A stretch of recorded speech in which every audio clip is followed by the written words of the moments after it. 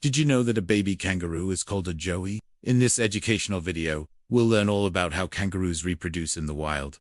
Sit back, and let's begin. They have reddish-brown fur and live in the Australian outback. The eastern grey kangaroo has grey fur and lives in woodlands. The western grey kangaroo also has grey fur, but lives in forests. Although there are physical differences between the species, the way they reproduce is exactly the same. She will also become grumpy and defensive, ready to protect her unborn child. This allows the mother to feed multiple joeys at the same time, which is amazing. Once they are fully developed, the baby will start to explore outside of the pouch. It will take little jumps with its powerful hind legs, and will start to graze on plants. Around this age, the baby kangaroo will also start to wean off of its mother's milk and eat more solid food. At around 12 months old, the baby kangaroo is fully weaned and is ready to live independently, because sometimes the female kangaroo still has a baby in her pouch while she is pregnant at the same time.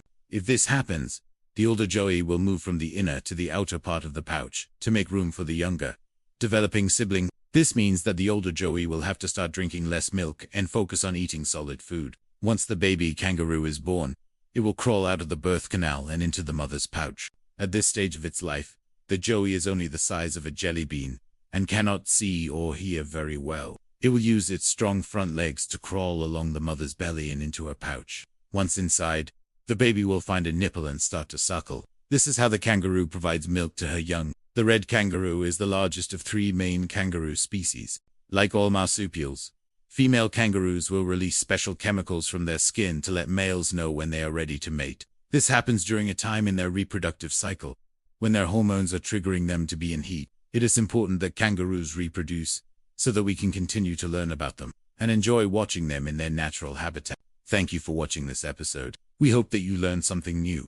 See you next time. After the sperm fertilizes an egg, it creates an embryo. However, the embryo does not immediately start to grow. Instead, it pauses its development and waits for the right conditions to continue growing. This is called embryonic development. The reason why this happens is so that the mother kangaroo can give birth to her baby at the best time possible. If she were to give birth at a bad time, like during a drought, for example, the baby wouldn't have enough food or water. So instead, the embryo will keep pausing and resuming its growth until the mother is ready to have the baby. When a male kangaroo detects these chemicals, he will start to act in a certain way to show dominance over other males. This includes behaviors like boxing with other kangaroos and jumping around to show off his large size and strength. If the female kangaroo accepts the male, then they will mate. Kangaroo mating is a very quick process that only takes a few minutes. During mating, the male kangaroo will climb on top of the female and hold her in a certain position so that his penis is inside of her. Sometimes the female will lay on her side, while other times she will stand up on all four legs, whichever position they are in. The female's tail is always positioned in the air to help balance her body.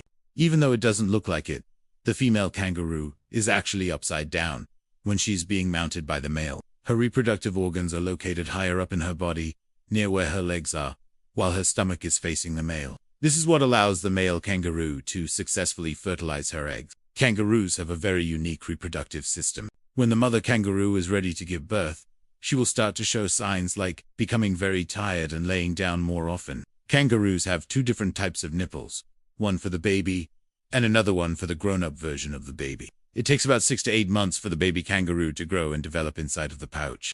And that's how kangaroos reproduce in the wild. From mating to when the joey takes its first jump. It's an amazing journey.